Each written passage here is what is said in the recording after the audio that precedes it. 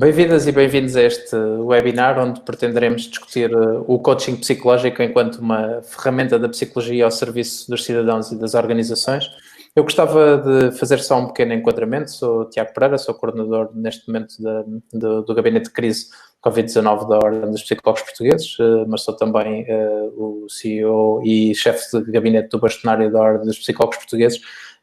E dizer-vos que, como certamente saberão, o coaching e o coaching psicológico em Portugal tem sido uma área que a Ordem dos Psicólogos Portugueses tem procurado privilegiar enquanto área de intervenção dos psicólogos desde há muito e de múltiplas formas, desde a presença que procuramos ser regular na comunicação social em temas centrados nesta área, à presença forte desta área em tudo o que são conferências, congressos e outros mecanismos mais de formação e de promoção desta área, àquilo que foi a colocação enquanto uma especialidade avançada na matriz das especialidades profissionais da Ordem dos Psicólogos Portugueses do coaching psicológico, afirmando e valorizando e reconhecendo os profissionais que têm um percurso e uma experiência nesta área, e finalmente com a recente criação de um grupo de missão que procura afirmar a área do coaching psicológico no quadro daquilo que é a profissão em Portugal e a sociedade no geral. Desse grupo de missão fazem parte o Jaime Silva e a Susana Firmino, que estão aqui hoje. Faz também parte a Chantal Ferron, que não está aqui connosco hoje. Mas este é também uma procura de um contributo deste grupo de missão para aquilo que é o momento que nós vivemos. E eu começaria mesmo por aqui. Vivemos um momento de mudança, um momento de incerteza. E se calhar começava por si, Jaime, por lhe perguntar como é que o coaching e o coaching psicológico podem ajudar os cidadãos neste processo de adaptação que todos estamos neste momento a enfrentar. Com efeito. O coaching como ato psicológico especializado dirige-se, tem uma abrangência grande do ponto de vista da sua população-alvo.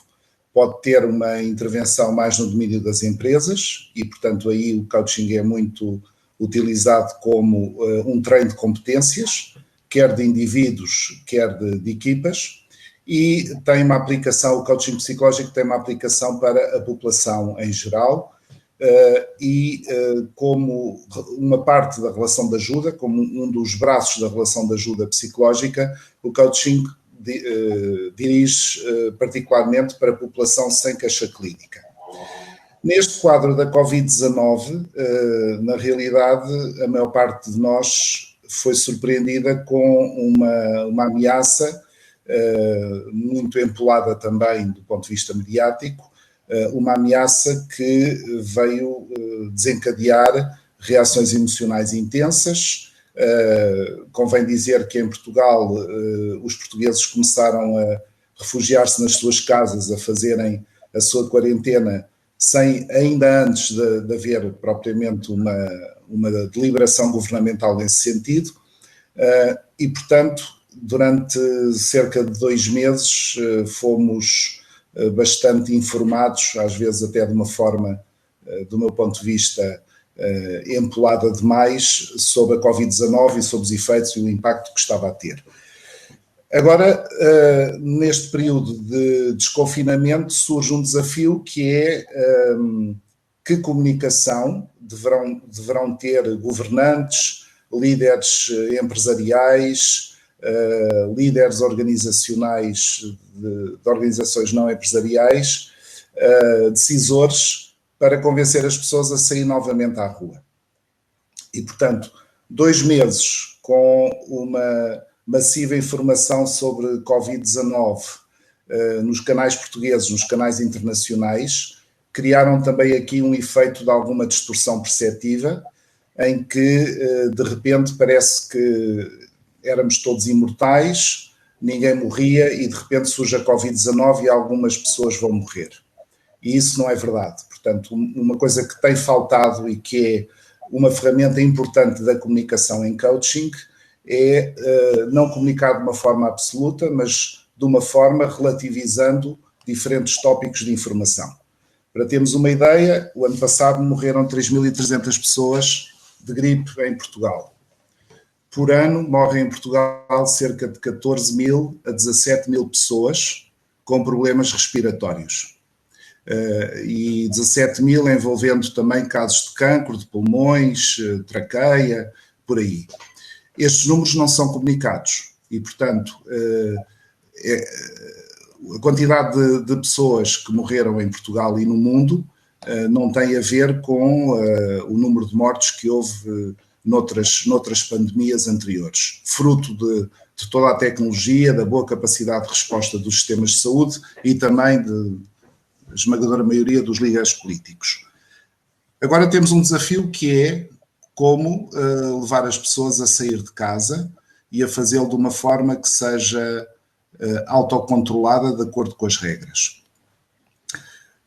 Uma das ferramentas fundamentais do coaching é o chamado questionamento relevante, ou seja, a capacidade de fazer perguntas que mobilizem, por um lado, a atenção das pessoas e que as mobilizem nas ações. E nós agora o que vamos ter em cima da mesa é estimular as pessoas a poderem sair de casa, a lidar com o desconforto do espaço aberto, com a possibilidade do outro ser também percebido como uma ameaça. E, portanto, já não como um concidadão com quem nós podemos interagir de forma descontraída. E, portanto, aqui vai ser importante para indivíduos e organizações que se possa fazer um trabalho sobre o impacto que estes 2 meses de quarentena tiveram e as respostas emocionais associadas.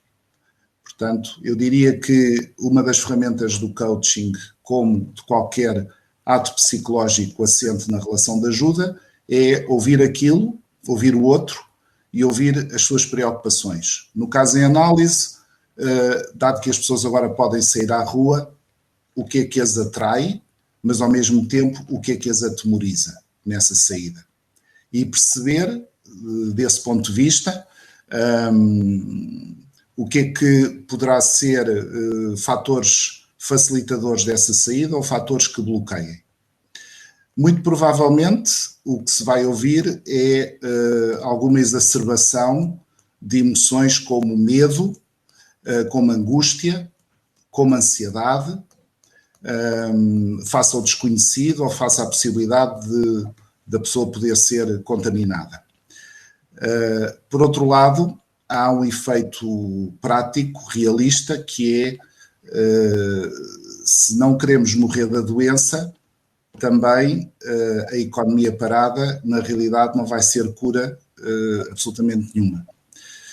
E, portanto, eu diria que em sede das organizações empresariais ou não empresariais que estão a informar as suas equipas e gradualmente a regressar à atividade dita normal, eu, como coach de executivos e de líderes organizacionais, a recomendação que eu daria é que é importante ouvir as pessoas, aquilo que elas temem, e, por outro lado, construir uma narrativa que seja realista e que também ofereça segurança dentro daquilo que é possível.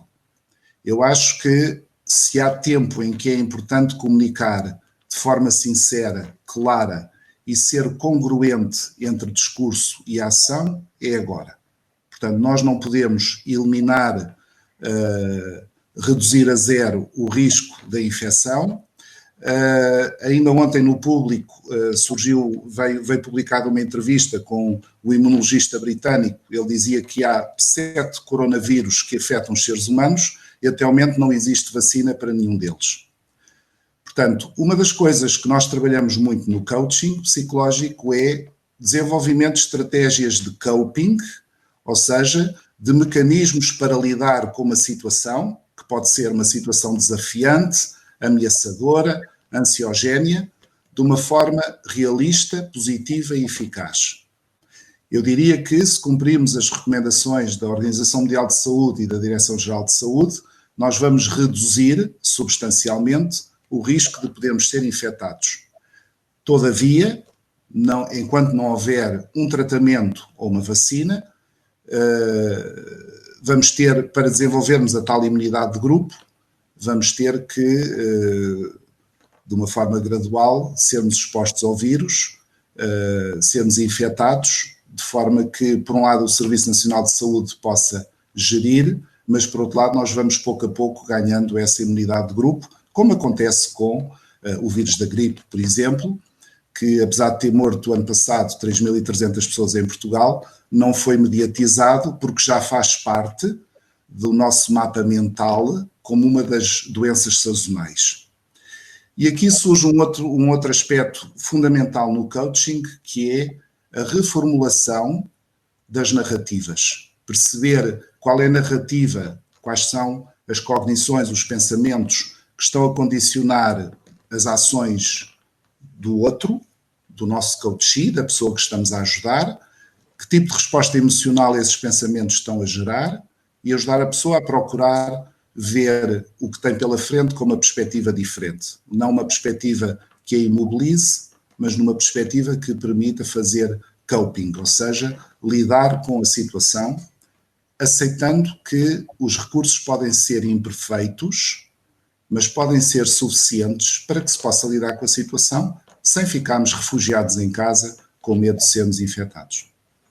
Muito bem, Jaime, obrigado. Sana, eu gostava também de te ouvir sobre isto, mas gostava de anotar aqui duas dimensões. O Jaime falou muito desta questão da comunicação e desta ferramenta também da psicologia, da percepção do risco, da forma como nós equilibramos aquilo que são as exigências percebidas com os recursos que temos para lidar com a situação, que é algo que eu acho que é muito relevante e que, enfim, nós temos procurado também trazer para a sociedade terem atenção à forma como é comunicado, mas também uma outra dimensão que é a dimensão do estabelecimento do objetivo, que é central no processo de coaching, e como é que ele se liga com a incerteza. E, portanto, gostava de te ouvir da prática que tu também tens, como é que isto funciona num contexto de maior incerteza?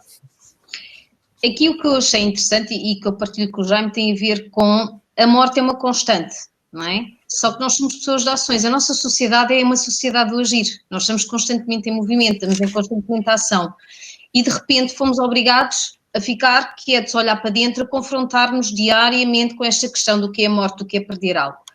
E portanto acho que também há aqui algo que eu tiro de positivo, que é as pessoas também olharem para elas. Não é? Há emoções que realmente as pessoas nunca se aperceberam que tenham e muitas vezes nunca ficaram expostas a cognições ou pelo menos a dar atenção às cognições do que é lidar com estas situações.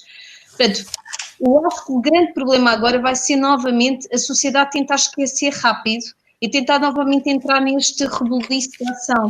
E se as pessoas permitirem a ter como objetivo, não é, a perceber melhor porque é que isto teve este impacto, e as suas ações ficaram tão condicionadas, é um processo de autoconhecimento.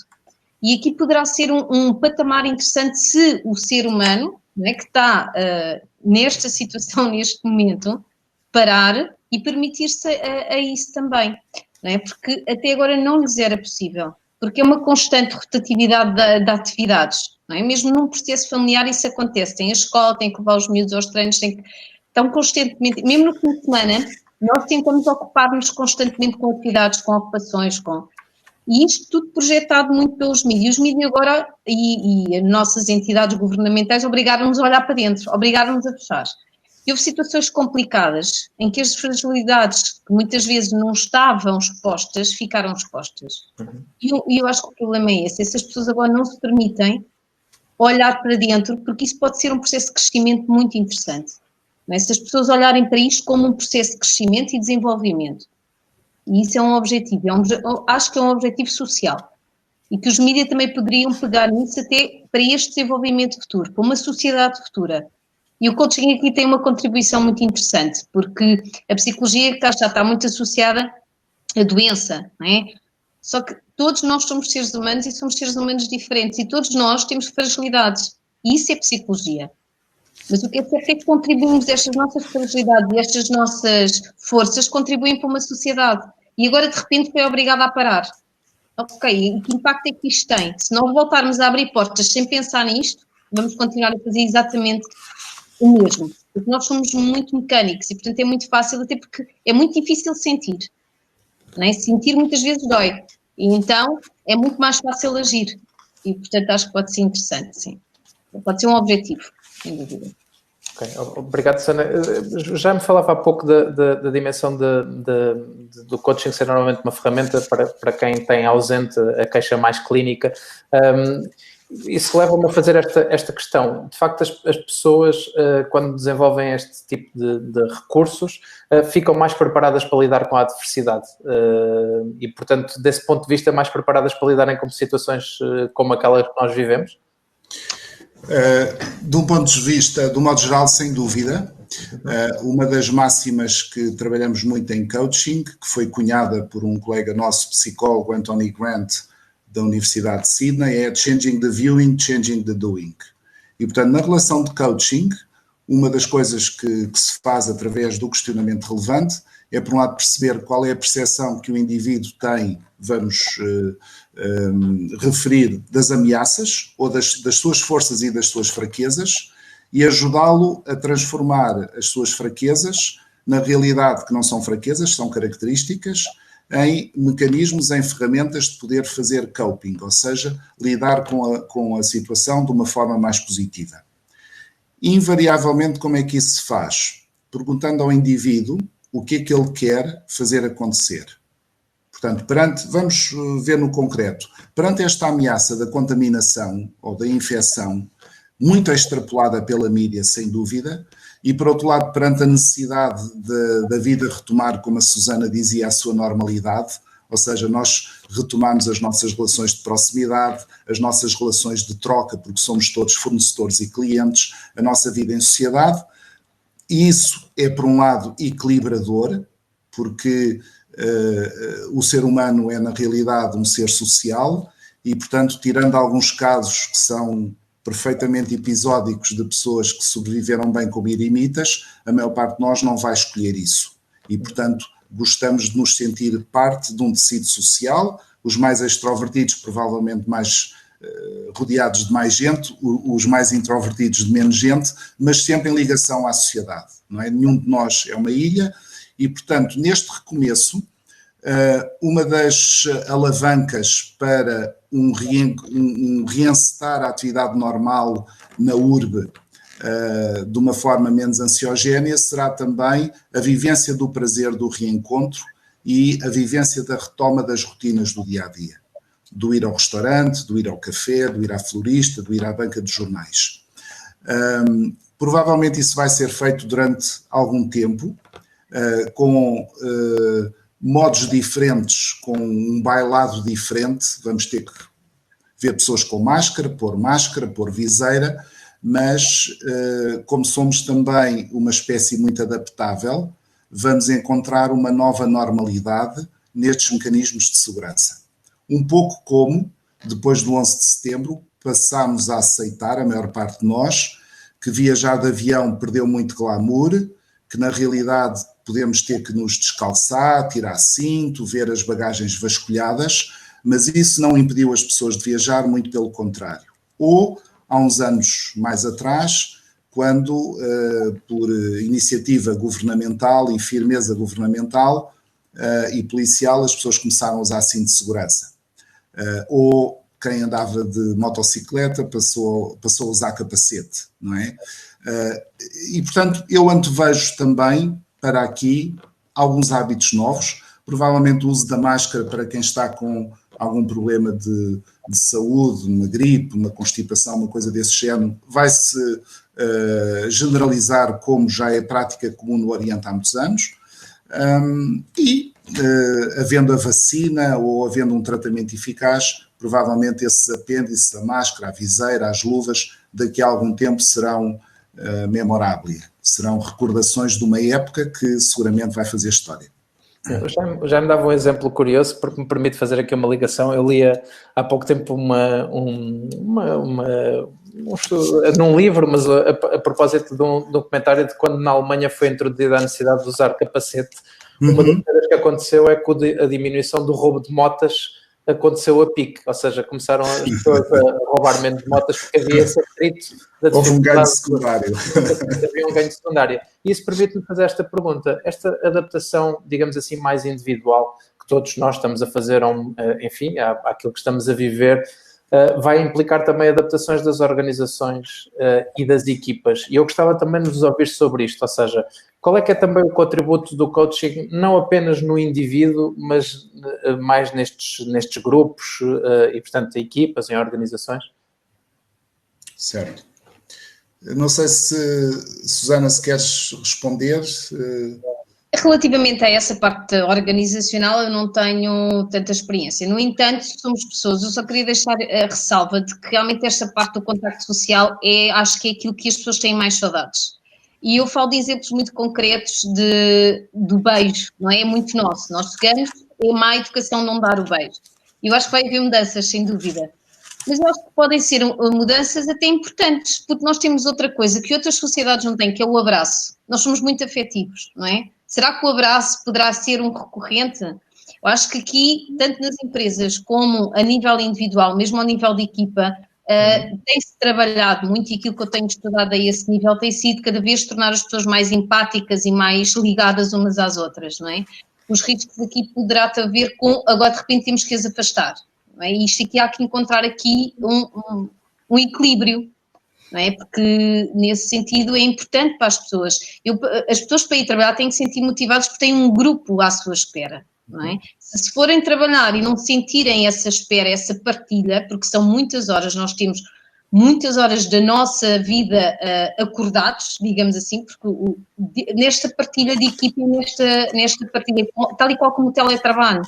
O teletrabalho para uns poderá ser extremamente benéfico porque gostam exatamente de sentir mais em casa, mais fechados, mais isolados, mas para outros poderá ser realmente uma situação que lhes tira a socialização e isso pode ser um fator emocional muito importante e pode levar a um desequilíbrio na própria pessoa, não é? Mas temos que haver aqui um meio termo porque acredito que também vai haver empresas que vão ponderar aqui custos e muitas vezes podem ver que podem ter um grupo de trabalhadores a trabalhar a partir de casa e diminuir recursos físicos e isso diminui também outros gastos e, portanto, tem que se perceber muito bem o equilíbrio, porque esse equilíbrio não é fácil de gerir, porque estamos a falar de seres humanos. Nós, humanos, somos pessoas da relação. Essa é a única ressalva que eu gostava de deixar. Embalado um pouco com o que a Susana acabou de dizer, uma das manifestações espontâneas que eu comecei a verificar com pessoas de empresas a quem eu faço coaching, executivos, foi eles começarem no final do dia, cada um nas suas casas, a trabalhar com as plataformas e podiam tomar, por exemplo, uma cerveja ou um chá ou um café com os colegas. Depois, na esfera informal das minhas relações sociais, comecei a ver pessoas que faziam almoços com os amigos e jantares com os amigos também à distância.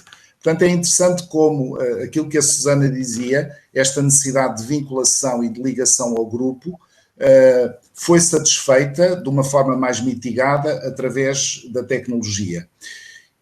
Neste momento, referindo-me a empresas que eu estou a acompanhar e que já começaram a retomar a sua atividade, nem todas o começaram a fazer presencialmente, eu penso que é ainda muito cedo. Portanto, o que está a acontecer normalmente com modalidade é as pessoas regressam, mas regressam de uma forma faseada e não todos ao mesmo tempo. Portanto, há semanas de teletrabalho e semanas de trabalho na empresa. Portanto, com mais distância, com máscara, com viseira. Na realidade não são apêndices confortáveis. As pessoas estão a adaptar-se. Iremos necessitar de mais algumas semanas para começar a poder tirar ilações mais gerais sobre como é que, digamos, as pessoas estão a funcionar e como é que se estão a sentir nesse papel. Naquilo como cidadão atento que eu tenho podido ver nas minhas deambulações mitigadas como cliente ou como passante, eu vejo as pessoas a adaptarem-se, a tomarem o seu café, a conversarem, mantendo uma distância maior, em alguns casos não tão maior, repetindo um bocadinho aquilo que aconteceu quando se tornou proibido fumar em sítios fechados, não é? Em que os fumadores criaram as suas cumplicidades e os seus momentos de détente cá fora, faça chuva ou faça sol. E, portanto, eu vejo como o meu prognóstico é positivo, vamos superar esta pandemia, provavelmente vamos adaptar e mudar alguns dos nossos comportamentos. Já estou meio ambivalente se vamos conseguir processar as lições da pandemia e, de forma mais geral, como cidadãos, como nação, como nações e como planeta, se vamos começar a olhar para as alterações climáticas e para a necessidade de as gerir de outra forma, ou se a pulsão do business as usual vai ganhar.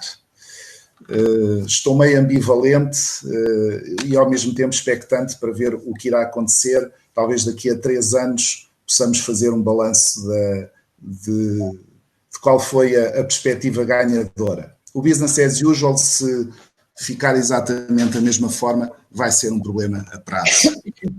Muito bem. Também gostaria de ouvir sobre um ponto que é: houve uma necessidade em todas as áreas da psicologia de nos adaptarmos à intervenção psicológica à distância. Como é que é fazer coaching com estas ferramentas que estamos aqui a utilizar e outras, mas como é que é fazer à distância também? Eu já trabalhava à distância há muito tempo, há cerca de 15 anos. E começou porque, na altura, houve uma pessoa que tinha uma consulta comigo, havia uma tempestade em Lisboa, ela morava fora de Lisboa e fizemos a consulta pelo telefone e as coisas correram bem, não é? É claro, agora a maior parte da minha atividade tem sido feita à distância. Eu diria que as ferramentas mudaram muito, a quantidade de plataformas também obriga, do ponto de vista da agenda, a saber qual é a plataforma que cada pessoa utiliza. Tenho mantido, por decisão profissional, mantive o atendimento presencial das pessoas que não se adaptaram. Tive pessoas de todas as idades que não se adaptaram a trabalhar à distância, eu respeito a isso. Cumpri e cumpro as diretrizes da Direção-Geral de Saúde. Para mim é estranho, na relação de ajuda, estar a mais de 2 metros da pessoa com quem estou. E a pessoa está de máscara e eu estou de viseira, porque entendo que o não verbal no nosso trabalho é muito importante e, portanto, e naturalmente cumpro depois todas as orientações de desinfecção do espaço. É um pouco estranho, mas eu diria que, do ponto de vista das características humanas que estão presentes na relação de ajuda, um bocadinho seguindo a linha de raciocínio da Susana, eu creio que as sessões são igualmente profícuas, intensas. Há esta parafernália que na realidade é diferente, mas que ao mesmo tempo já estamos a criar todos automatismos. Desinfecção prévia, posterior, desinfecção das mãos e portanto são mais uns acessórios da relação de ajuda. Susana, também gostava de te ouvir sobre esta... De igual forma, eu também já trabalho online há algum tempo, até com pessoas que estão no estrangeiro. Comecei efetivamente com uma paciente que ia emigrar e o desafio foi exatamente ela querer continuar, então foi muito interessante, porque a relação manteve-se e para ela foi muito importante e foi significativo, e a partir daí houve outras pessoas imigrantes também interessadas e começou, portanto agora não foi estranho. Mais estranho para mim é exatamente o trabalho de máscara, porque enquanto aqui numa sessão online nós estamos a ler o outro e o outro está-nos a ler porque existe este contacto, não é? Visual, existe este contacto da voz, mas as expressões são tão importantes e com o presencial, com uma máscara, mesmo que seja o outro com a máscara, há ali um corte, não é? Então foi muito mais estranho para mim a retomada, não é, com o presencial, mas um presencial tão impresencial, porque com um obstáculo tão grande, do que propriamente o online, porque o online eu continuo a ver a pessoa continua-me a ver, e no presencial com as diretrizes atuais é muito mais complicado. Um abraço virtual pode acontecer, podemos simular um abraço, a pessoa sente. Estar presencialmente e estar a simular um abraço não é a mesma coisa, e isso acontecia, um aperto de mão era importante para aquela pessoa no presencial retomar sem esses pequenos toques ou sem essas pequenas relações, porque era relação, também nos dá um saudosismo e dá um saudosismo ao outro, não é? E torna-se de repente estranho, não é? Enquanto no online, quando as coisas podem acontecer, como o Jaime dizia, pode-se dar uma piada, pode-se fazer aqui um aperto de mão virtual, mas a pessoa sente. O presencial mesmo assim é diferente, sem dúvida. Muito bem. Diga já. Há uma pergunta relevante em coaching, que é o que é que eu ganhei com esta derrota, o que é que eu perdi com esta vitória. E outra coisa é o que é que eu posso, como é que eu posso, qual é a oportunidade que existe nesta perda ou neste downgrade. Eu diria que na relação presencial, em que o nosso Coach X está com máscara, nós temos aí uma oportunidade que é treinar mais a nossa capacidade perceptiva para a voz. E estarmos ainda mais atentos à fluência discursiva, à prosódia, ao silêncio, à intensidade com que as sílabas são ditas. E, portanto, é todo um outro universo de significado que, para nós psicólogos, coaches, se abre para irmos também treinando as nossas competências de percebermos, de interpretarmos, de formularmos hipóteses sobre o que é que está a acontecer no coaching, atendendo ao discurso que estamos a ouvir, quando dele vemos apenas os olhos e alguma gesticulação. E, portanto, é também um território novo que estamos a trilhar, não é? Eu estou a trilhar, a Susana está a trilhar e todos os outros colegas também. Não é? E, ao mesmo tempo, acho interessante, porque é um estímulo novo para novas aprendizagens e descobertas. Eu pegava mesmo aí, Jaime, porque acho que é um ponto muito, muito importante.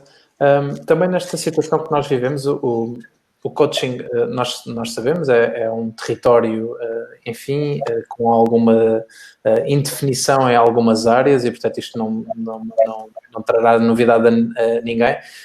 Eu gostava de vos ouvir também sobre um ponto, que é, nós temos assistido a uma crescente, baseada nesta situação, valorização daquilo que é a ciência, e de uma procura das pessoas pela segurança que a ciência oferece nestes momentos.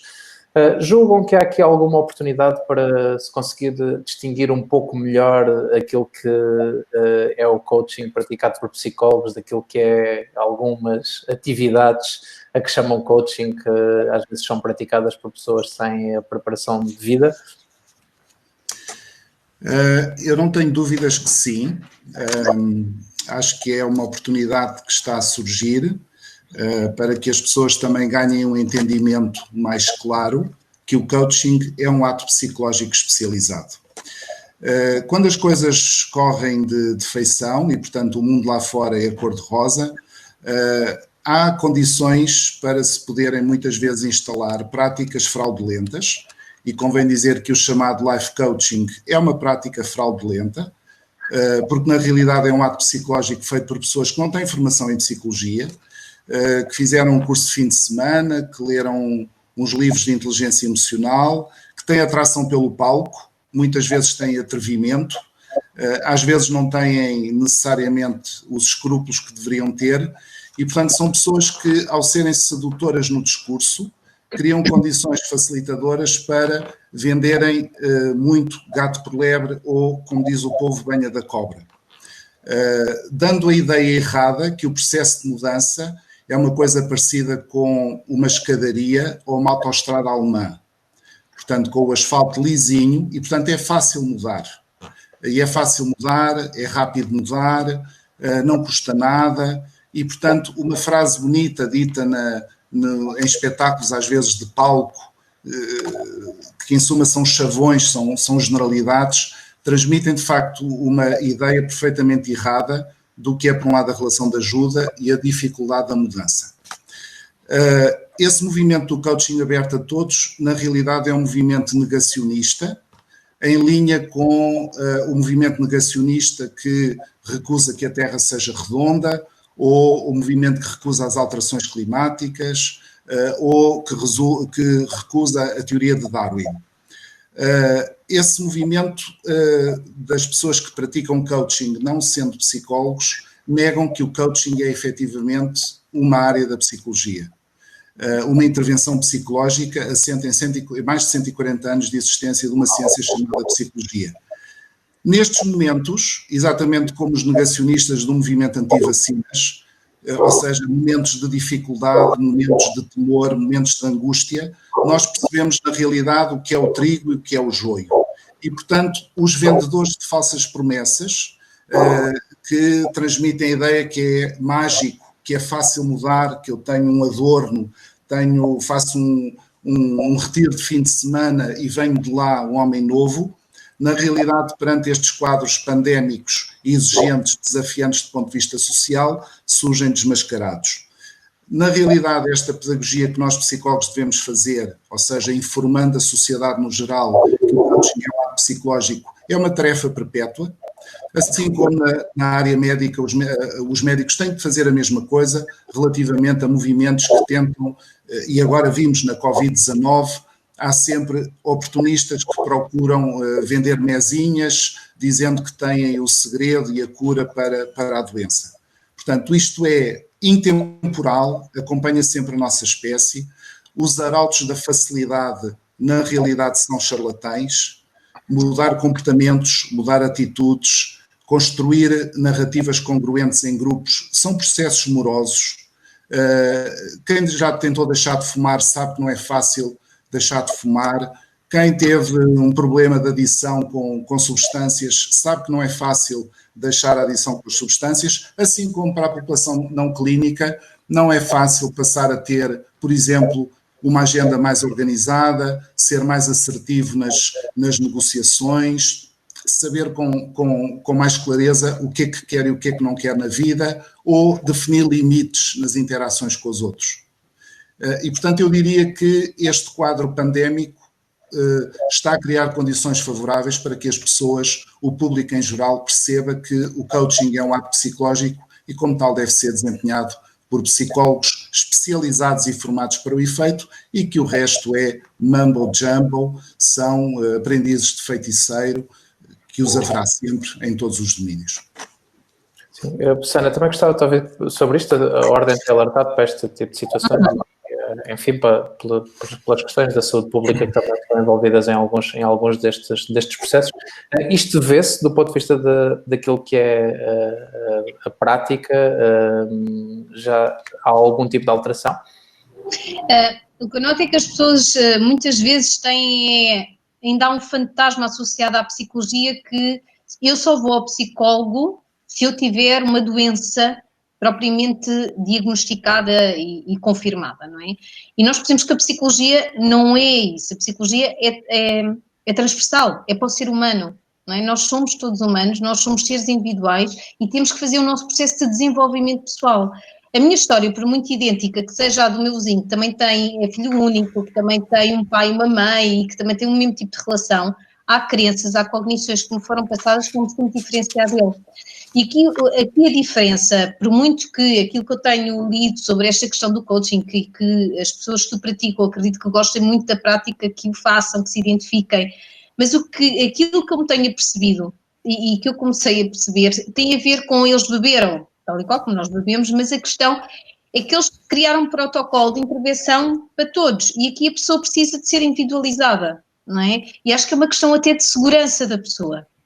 A psicologia consegue dar essa segurança ao seu desenvolvimento porque tem ferramentas múltiplas e tem estudos que estão comprovados como é que é adequado o nosso equilíbrio, não é? E, portanto, é esse olhar individual que eu acho que faz muita diferença. E é com agrado que eu pergunto as pessoas dizerem que estavam com receio que depois fossem conectadas ou que tivessem um problema psicológico, um problema mental, e que vão bastante agradadas, porque vão satisfeitas porque se conheceram e ficaram, algumas até me dizem a palavra mais fortes, ficaram mais seguras de si, não é? Por causa deste caminho que escolheram fazer com a psicologia, efetivamente. E acabam por descobrir coisas delas, não é? Que não tem a ver apenas com a questão que é tão dependida no coaching generalizado, não é o coaching psicológico, que é o atingir um objetivo. Isso é um caminho, mas esse caminho tem que haver um autoconhecimento de nós próprios. E às vezes também não é fácil. E, portanto, só um técnico muito bem preparado é que dá uma segurança àquela pessoa para fazer esse caminho. Eu acho que isso é uma necessidade. E este esclarecimento agora é uma necessidade. E no momento como o que vivemos é que nós estamos a atravessar uma adversidade, achas que há um potencial para que haja um maior reconhecimento da sociedade da importância de desenvolver essas competências para lidar com uma situação de maior incerteza? Achas que isso poderá ser... Assim espero, porque é também uma questão de mudança de paradigma social. Nós ainda estamos muito agarrados a um paradigma muito antigo, não é? Que é esta questão de esconder a psicologia, de esconder este acesso à psicologia. Há sociedades, as Américas, podemos generalizar as Américas, não é? Porque tanto o Brasil como os Estados Unidos da América são países muito grandes e que têm evoluído bastante nesse aspecto. Acho que é uma população que adere muito ao seu desenvolvimento pessoal, como algo como quem estuda como quem aprende a ler e escrever. Faz parte do seu processo de autoconhecimento. Faz parte, tá? Ir ao psicólogo é algo que faz parte para o seu desenvolvimento. Não é? Tal e qual, eu não consigo tirar este paradigma que é, todos nós, para nos alfabetizarmos, passamos por um processo, e esse processo é conhecimento. Então, destas situações que acontecem, levam as pessoas também a perceber, neste momento, que têm criatividade, muitas vezes não estavam atentas a elas, e querem justificar esta questão da psicologia que é apenas para a doença. Eu acho que as pessoas agora estão mais e procuram, estas pessoas tentam procurar muita informação, e muitas vezes estão em autogestão a tentar perceber-se e autoconhecer-se, quando esse caminho pode ser feito em situações tão simples como uma sessão, 2 sessões, 3 sessões, porque ainda há este fantasma de que são processos muito longos, não é? Mas isso também tem que ser desmistificado por nós nestas conversas, nestas situações que passam essa segurança das pessoas. Eu pegava mesmo nisto que a Susana estava a dizer e que me parece importante para questionar uma componente que tem que ver com alguma dificuldade de acesso das pessoas, não apenas aos serviços em psicologia em geral, mas também mais especificamente ao coaching. Por vezes surge a crítica de que há alguma iniquidade. Não sei se gostavam de comentar. Muito bem. As coisas estão a mudar muito rapidamente no mundo e no mundo da psicologia e da relação de ajuda também.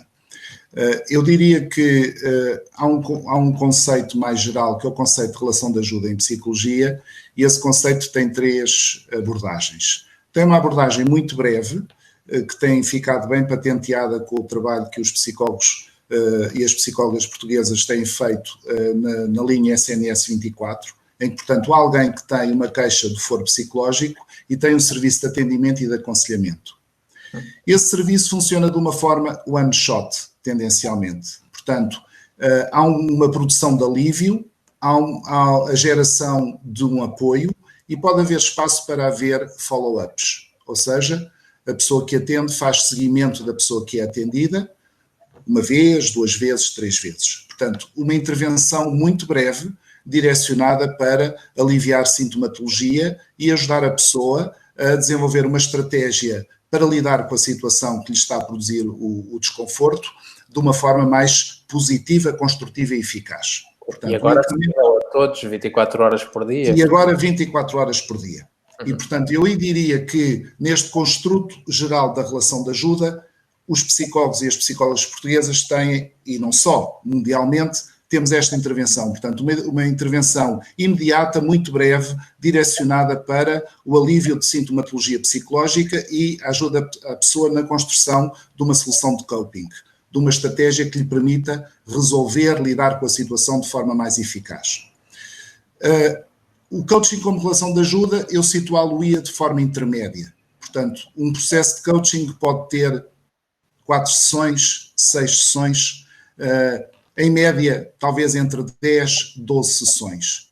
Portanto, é uma relação de ajuda direcionada para a população não clínica que tem determinadas necessidades que exigem reflexão, tomada de consciência de estratégias melhores e piores que estão a ser seguidas e ajuda na construção de soluções para essa necessidade. E depois temos a intervenção de fundo, que em suma fez parte da gênese da relação de ajuda, que tem mais de 100 anos, que se chama psicoterapia e que na realidade é um apoio psicológico, é um processo tendencialmente mais longo, mas não um processo que dure 20 anos, como nas piadas do Woody Allen relativamente às suas abordagens psicanalíticas, mas é um processo que pode durar 1 ano, 2 anos, às vezes um pouco mais, consoante o tipo de problemática que é trabalhada. Mas, neste momento, no século XXI, a abordagem psicológica em relação de ajuda não se circunscreve à psicoterapia, tem a modalidade do coaching psicológico psicológico e esta modalidade de intervenção em crise rápida, em que a pessoa tem um apoio direto e passível de acompanhamento subsequente para ver até que ponto as orientações fornecidas foram implementadas pela pessoa. Muito obrigado, Jaime. Eu gostava de dar uma última vez a palavra à Susana para enfim, a convidar a pensar um bocadinho sobre aquilo que pode ser o futuro do coaching e do coaching psicológico. O que eu gostava que fosse o futuro, porque não é uma bola de cristal, mas eu penso que as pessoas poderão identificar-se com o que estamos aqui a falar. É uma sociedade mais conhecedora de si, uma sociedade mais capaz de fazer uma gestão entre as emoções positivas e negativas, porque elas vão existir sempre, e isto tornar uma sociedade mais positiva. Ou seja, as pessoas acederem a processos de coaching, não é? Possibilita-as de tal forma e dar-lhe ferramentas tais que elas, em situações de adversidades ou mesmo situações de felicidade, conseguem gerir muito melhor estas situações todas. A questão do objetivo, para mim, o único objetivo é o autoconhecimento. Eu não consigo desfasar a questão do coaching do autoconhecimento. Muitas vezes as pessoas vêm procurar-nos com a questão de eu quero chegar ali. Ok. E depois, a meio do caminho, já afinal não era bem aquilo, já é outra coisa. Procurar o coaching, muitas vezes as pessoas têm esta ideia de que a longo prazo, eu estou com o Jaime, muitas vezes em situações tão pequeninas como 4, 5, 6 sessões e muitas vezes até repartidas. As pessoas vêm, falam, resolvem aquela situação e muitas vezes sentem abertura para voltar a vir. E essa abertura é tão simples como a pessoa ficar satisfeita por saber que numa situação qualquer tem ali aquele porto de abrigo onde vêm e conseguem nos ajudar a pensar e a estruturar a cognição e a emoção. Portanto, eu quero acreditar e espero mesmo que a sociedade comece a ter mais abertura e esta questão de muitas vezes, eu sempre ouvi, os meus pais sempre disseram, o barato sai caro, não é? Porquê? Porque muitas vezes tem a ver com a perpetuação no tempo. Há situações que há mesmo essa necessidade e que as pessoas, quando ficam perpetuadas no tempo, não sentem aquilo como um gasto, mas como um benefício. Mas outras vezes há um medo de que isso venha a acontecer. Possibilitarem-se a um processo deste até pode ser desencadeador para outras situações que às vezes até têm medo de as procurar ao nível da psicologia e de uma psicoterapia mais longa. Portanto, quero acreditar que as pessoas possam vir a ficar, depois desta situação, mais abertas, mais open minds e mais receptivas a autocuidarem-se. Porque o coaching é como ir a um massagista XPTO, é como ir treinar com o PT XPTO, é uma automassagem a si própria, às suas emoções e às suas cognições. E sem esse equilíbrio, podem andar em 1000 PTs que nunca estão satisfeitos. Podem andar em 1000 massagistas XPTO que nunca estão satisfeitos. Porque falta esta massagem primária, que é a si próprio, às suas emoções e às suas cognições. Eu estou esperançada que isto vai fazer criar uma mudança, uma perspectiva da mente das pessoas. Eu estou confiante. Em coaching nós trabalhamos o capital psicológico, o fortalecimento do capital psicológico da pessoa que procura coaching. O capital psicológico assenta em 4 pilares. Autoeficácia, portanto ajudamos a pessoa a melhorar a sua capacidade de lidar funcionalmente com a generalidade das situações com que se depara. Resiliência, que em suma é uma competência que está um bocadinho em baixa no mundo altamente tecnológico em que nos habituamos a premir um botão e a magia acontece, mas nós não somos seres digitais, somos seres analógicos, portanto o ser humano precisa de mais tempo para mudar e a resiliência é a capacidade treinada de poder lidar com a frustração, com os obstáculos, sem desistir. O otimismo e a esperança. E portanto eu aqui estou em linha em absoluto com a Susana e com muitos outros colegas nossos em todo o mundo, em que na realidade estes quadros recentes, a crise de 2008, este quadro pandémico, está a criar condições para nós, cidadãos, podermos refletir de uma forma mais aprofundada e, por que não, com a ajuda de psicólogos coaches, encontrar resposta para este tipo de questões. Qual é o balanço que eu faço da minha vida até agora? O que é que eu poderei fazer para aumentar o meu nível de bem-estar? Como é que eu poderei fortalecer a minha ligação à comunidade? Respeitando o ambiente e percebendo aquela máxima antiga que a minha liberdade termina onde começa a do outro e que a Terra pode viver sem nós, mas nós não podemos viver sem a terra e, portanto, talvez seja a hora de começarmos também, como cidadãos, a consumir de uma forma mais responsável e mais conhecedora, e para isso precisamos de informação. E que importante é esta ligação à comunidade, e obrigado também por este contributo, Jaime e Susana, que dão para a comunidade dos psicólogos que nos estão a ouvir, e que importante é hoje pensarmos o que é o bem-estar e o desafio, que é pensar o bem-estar para o futuro, e que o coaching também nos pode ajudar neste processo. Agradeço-vos muito este momento. Obrigado, e tudo bom. Obrigado. Okay. Até um dia destes. Um abraço.